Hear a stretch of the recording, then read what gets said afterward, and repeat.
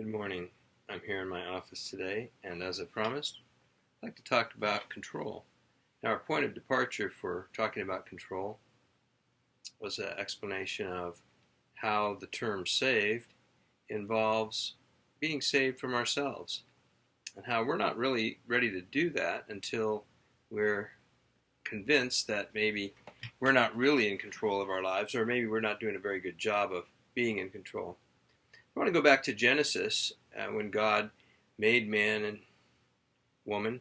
He told them to be fruitful and fill the earth and to rule over it or subdue it. So exercising control was something that he had given the ability to do. We might talk about autonomy, which literally means self-rule.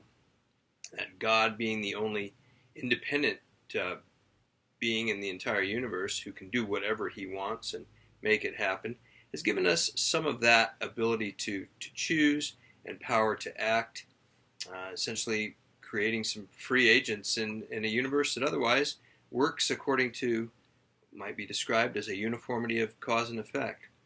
In fact, the primary difference between theism and naturalism would be that whereas both recognize a uniformity of cause and effect in the universe, the theist says that the uniformity of cause and effect is in an open system, because you have these free agents and you have God the Creator as well who can act in his universe, whereas naturalism would say this cause and effect is a closed system, and this leads to determinism where we really are very limited in terms of what kind of effects we can have.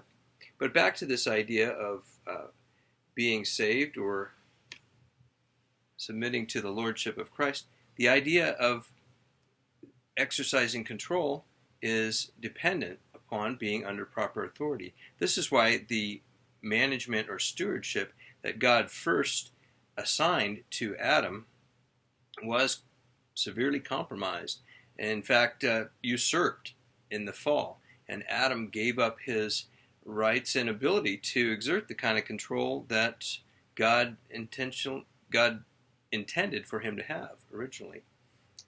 So,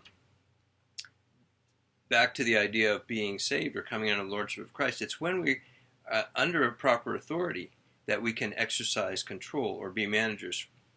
An example I might offer is if I were to go to a factory and go onto the floor where they're trying to manufacture things, and I try to exercise authority or manage the employees there.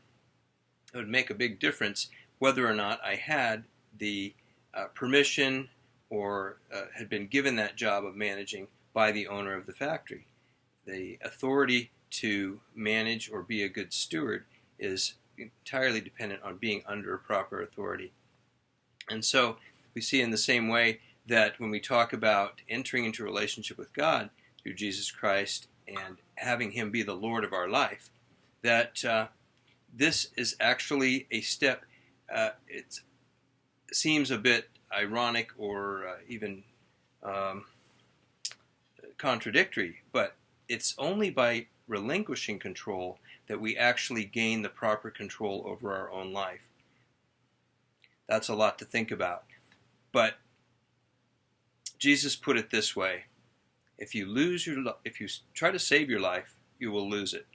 But whoever loses his life for my sake will save it and find it. And that's what I have to say about control. We'll be back next time to talk about related issues.